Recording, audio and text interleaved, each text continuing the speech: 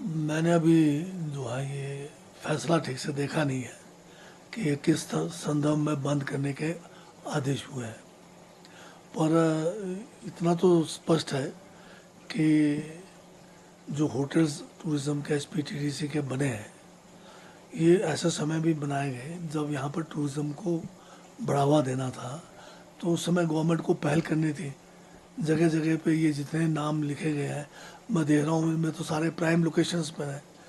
तो अगर इसको बंद करके हम क्या संदेशा देना चाहते हैं, ये तो मैं अब फैसला पढ़ने के बाद ही कह सकता हूँ। पर ये प्राइम प्रॉपर्टीज़ हैं। अगर इनमें मैं समझता हूँ ज़्यादातर तो जो है, बल्कि घाटे में भी नहीं होने चाहिए जो नाम इसमें है।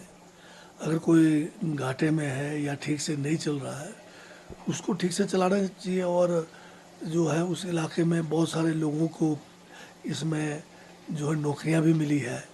अब इनको बंद करने से इतने सारे लोगों के जो रोज़गार है उस पर भी तो जो है प्रभाव पड़ेगा। कहाँ डालेंगे थे।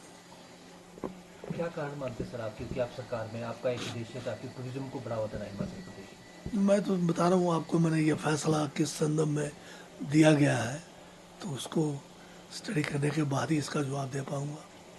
में। सर इससे पहले भी एक परसों फैसला आया था जो हिमाचल प्रदेश का, जो हमारा हिमाचल भवन है दिल्ली में, उसको अटैच करने के लिए ऑर्डर दिया गया था, तो फैसला देख क्या कुछ।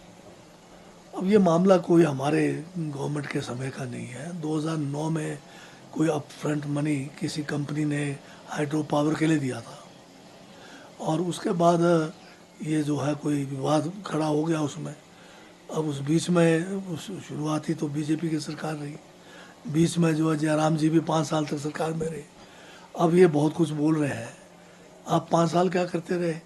अगर 5 साल में आपने कोई फैसले लिए होते तो ये मतलब स्थिति नहीं आनी थी। इसके लिए अगर कुछ भी है तो जिम्मेवारी तो जयराम जी की सरकार का भी है इसमें। जयराम जी तो सीधा आरोप लगा रहे हैं कि यहाँ पे वकीलों की फौज खड़ी कर दी है, उनके लिए पैसा है, लेकिन ये जो हमारी प्रॉपर्टियाँ सीज हो रही है उनके लिए पैसा नहीं है, सरकार ने अपने आप को जो फेलियर कर दिया। आप वकीलों की फौज है, उनका काम अपना अपना है, उसको कर रहे हैं वो जो करना चाहिए। पर जयराम जी ये क्यों भूल गए, फौज तो आपके समय भी थे। 5 साल आप सोए क्यों रहे? यही केस आपके समय था 5 साल। अगर आप हिमाचल के हितैषी है और हिमाचल को अगर आप चाहते हैं कि विकास हो, तो ये गलतियां आपने भी की हुई है। उसी की सज़ा हमें मिल रही है। हमें तो अभी दूसरा साल ही हुआ है और ये केस तो आपके समय से भी चला आ रहा है। तो इसलिए आप जो है ये सिर्फ दोष देकर छूट नहीं सकते हैं। ये बल्कि दोष आपके ऊपर है कि आपने 5 साल में जो है इस इशू को एड्रेस नहीं किया। सही मायने में आप उसमें नहीं गए। सरकार क्या करना चाह रही है सर अभी? तो इसमें जो भी कानूनी प्रक्रिया है उसकी कोशिश की जाएगी। सर बीजेपी के विधायक रणदीप शर्मा ने आज कॉन्फ्रेंस करके कहा है कि हिमाचल प्रदेश में जो माफिया राज के अंदर सीएम का सीधा संरक्षण उनको है, ईडी ने 2 आदमी को गिरफ्तार किया, ये इस बात का सबूत है। ईडी ने तो बीजेपी वालों को जो है, जो भी ईडी से बचना वो बीजेपी में जाओ, उसके बाद वो जो है स्वच्छ होके आ जाएंगे। पर ये जो है मैं समझता हूँ कि कोई जिस किस्म का मामला ईडी ने बनाया है, उस हिसाब से तो अभी जितने वहाँ पर बीजेपी के क्रशर वाले सभी उसी दायरे में आते हैं। वो कैसे बचेंगे बताइए? अगर कोई इलीगल काम हो रहा है तो उनकी शिकायतें तो उन लोगों की भी है, पर उनके ऊपर ईडी नहीं लगना है क्योंकि वो बीजेपी का संरक्षण प्राप्त है।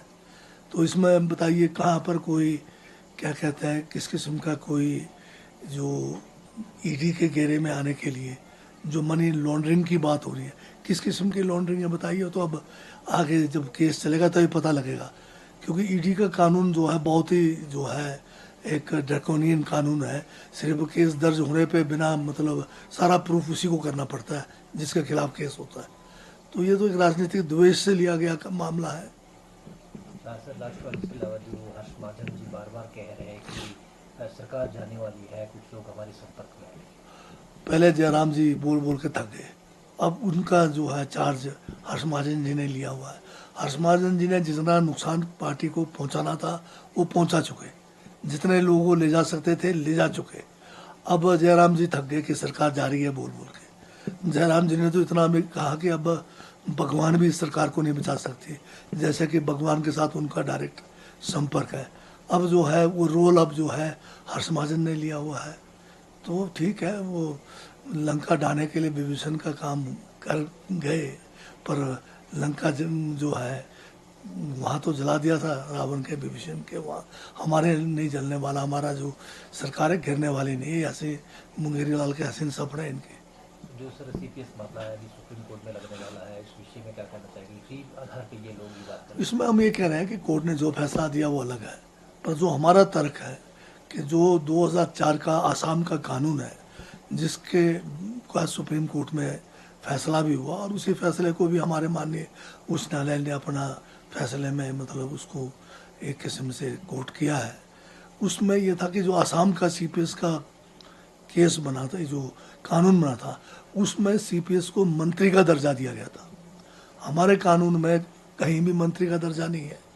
हमारे ये जो सीपीएस का मामले को लेके गए हमारे जो माननीय विधायक है सतपाल सत्ती, ये खुद इसी कानून के तहत 2008 से 12 तक सीपीएस का लाभ उठा चुके, पूरा जो है फायदा उठाकर इस कानून को सही मानकर, बीजेपी की सरकार भी सही मानकर सीपीएस बनाए, और जब हमारी बारी आई तब कहते हैं ये कानून गलत है।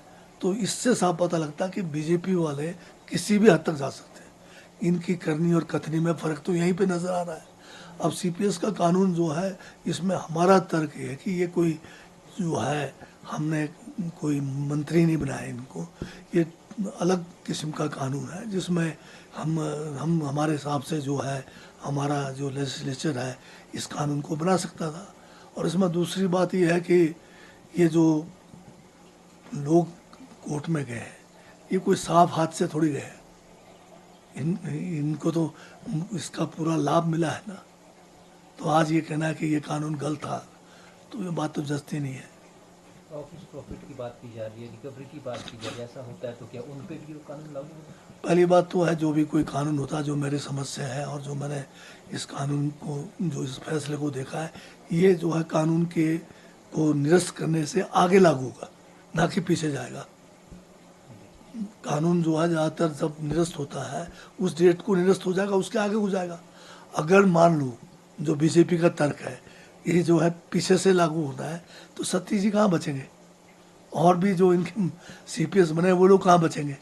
उनके ऊपर भी लगेगा वही डंडा।